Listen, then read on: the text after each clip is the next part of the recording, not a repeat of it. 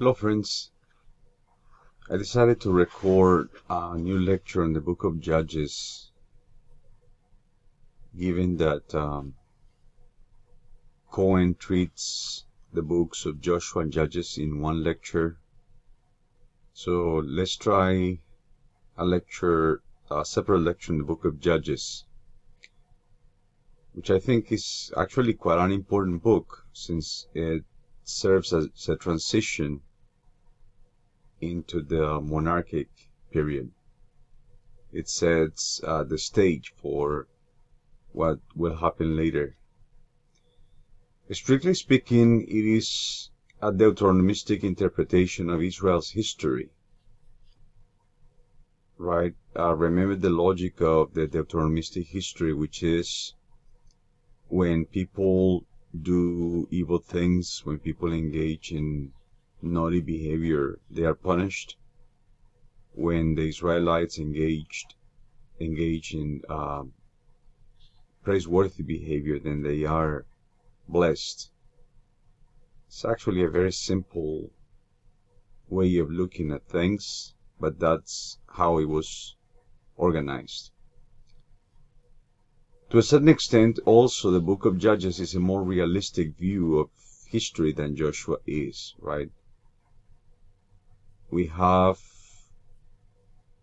a view that although in the book of Joshua, presumably the Israelites had been able to conquer the land and pretty much roll over the inhabitants of Canaan, that's not the case in the book of Judges, where we see many of the original inhabitants of Canaan still there. The book is divided into major and minor judges. The New Jewish Publication Society Bible, the Tanakh, actually calls them chieftains. It doesn't call them judges. The word judges is actually a translation of the Hebrew shoftim, so it's a straight translation. The Greek, the Septuagint, calls them kritai, also judges.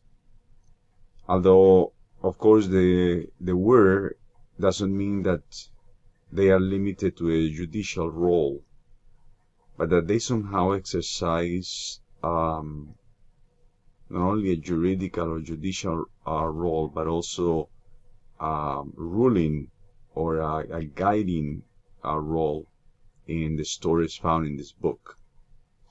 We find 12 of them.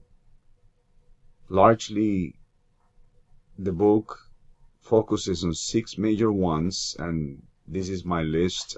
You may or may not agree with me.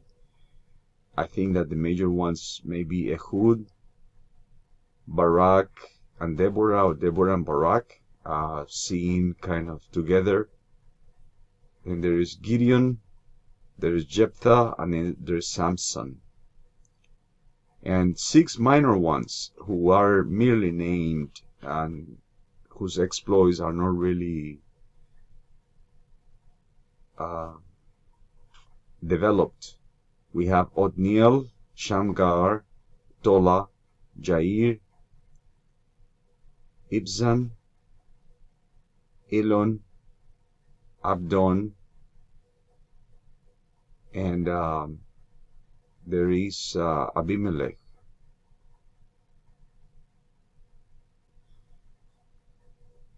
So we have 12 judges in total, right? Although we suggested that some of them are minor, some of them are major, or a little bit, at least a little bit bigger than. So a few that are major. The number is significant. The fact that we have 12 suggests that the editor wanted to convey the sense of the unity of the Israelites, although if anything emerges from this book is how disunified in reality they are. It is interesting that the judge is not attached to a particular tribe or polity. And scholars actually have suggested that the skirmishes, the conflicts that happen seem to be localized in particular regions of the geography of ancient Israel. And moreover, the judges don't seem to be individuals of any particular import prior to their calling and the actions that they engage in. So a case in point might be, for instance, Gideon, who that receives the name or is also named Jerubbaal, and who happens to be a farmer, right? And his family, moreover, are Baal worshippers. As a matter of fact, his name is Jerubbaal, which means let Baal plead. Okay. What we find here then in the book of Judges is that the Israelite tribes lack centralized or unified government. And there is a refrain throughout the book that goes more or less like this. In those days there was no king in Israel, and everybody did as they pleased, or as seemed fit in their eyes. Since they don't have a common government, a king, then they engage in whatever they want, right? They cannot agree on common policies. And as a matter of fact, the skirmishes that they engage in oftentimes result in undecisive matters. And things are not settled once and for all, but the conflict keeps happening every so often. Moreover, at this point in the history of the nation, there doesn't seem to be a organized priesthood. Therefore, the worship of Baal is actually quite tempting, and there are a number of stories that suggest that Baal was a constant threat throughout the geography of the land. And therefore, people actually engage in a number of practices, the kinds of things that scholars call syncretism, the joining together of different beliefs.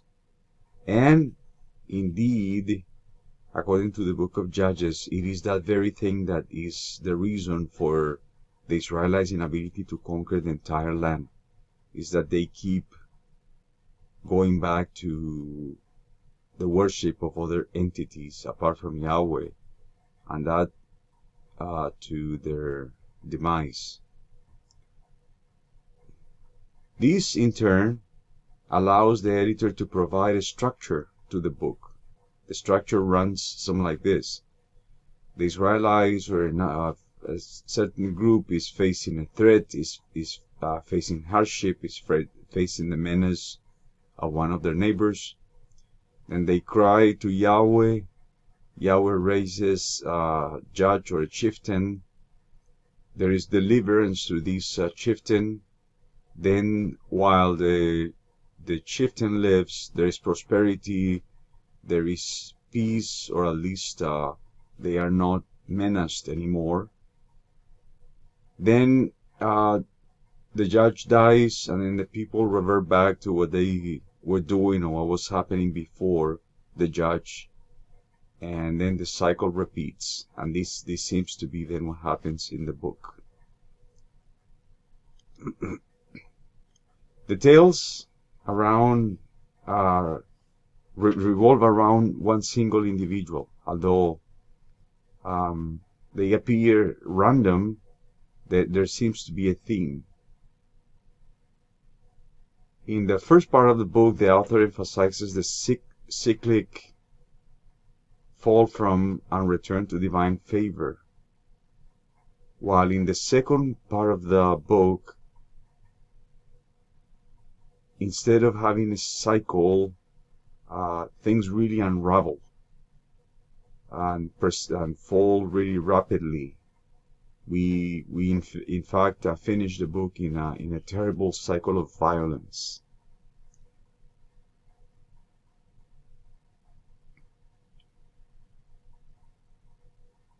Okay, I have here in the screen a story that maybe is a significant passage, and that I want us to read so that we can see what indeed a snapshot of what the book of Judges is all about. This is chapter 2, verses 11 to 23. Then the Israelites did what was evil in the sight of the Lord and worshipped the Baals. And they abandoned the Lord, the God of their ancestors, who had brought them out of the land of Egypt. They followed other gods from among the gods of the peoples who were all around them, and bowed down to them, and they provoked the Lord to anger. They abandoned the Lord and worshipped Baal and Astartes. So the anger of the Lord was kindled against Israel, and he gave them over to plunderers who plundered them, and he sold them into the power of their enemies all around, so that they could no longer withstand their enemies. Whenever they marched out, the hand of the Lord was against them to bring misfortune, as the Lord had warned them and sworn to them, and they were in great distress. Then the Lord raised judges who delivered them out of the power of those who plundered them. Yet they did not listen even to their judges, so they lusted after other gods and bowed down to them. They soon turned aside from the way in which their ancestors had walked, who had obeyed the commandments of the Lord. They did not follow their example. Whenever the Lord raised up judges for them, the Lord was with the judge, and he delivered them from the hand of their enemies all the days of the judge. For the Lord would be moved to pity by their groaning because of those who persecuted them and oppressed them. But whenever the judge died, they would relapse and behave worse than their ancestors, following other gods, worshipping them and bowing down to them. They would not drop any of their practices or their stubborn ways. So the anger of the Lord was kindled against Israel, and he said, because these people have transgressed my covenant that I commanded their ancestors, and have not obeyed my voice, I will no longer drive out before them all any of the nations that Joshua left when he died, in order to test Israel whether or not they would take care to walk in the way of the Lord as their ancestors did. The Lord had left those nations, not driving them out at once, and had not handed them over to Joshua. This is indeed an interesting passage, right? It suggests the cycle that I suggested before. The people experience hardship, turmoil, menace from their neighbors. They groan to Yahweh. Yahweh raises a chieftain who delivers them. Then they are able to enjoy a certain period of rest. Then the judge dies, and then things happen again as before. And also here we have this interesting insight that this is the reason why Yahweh left the people in the land, their neighbors, the Canaanites, so that they would they would turn out to be a trap, a snare on the Israelites. So that is in a nutshell the book of Judges. I would suggest very, very strongly that you read the last story, which is the slaughter of the Pelagish woman, the Levi's concubine, which is, in the words of Phyllis Tribble, an Old Testament scholar from a few years ago, one of the texts of terror in the Bible. So long, everybody. Thank you.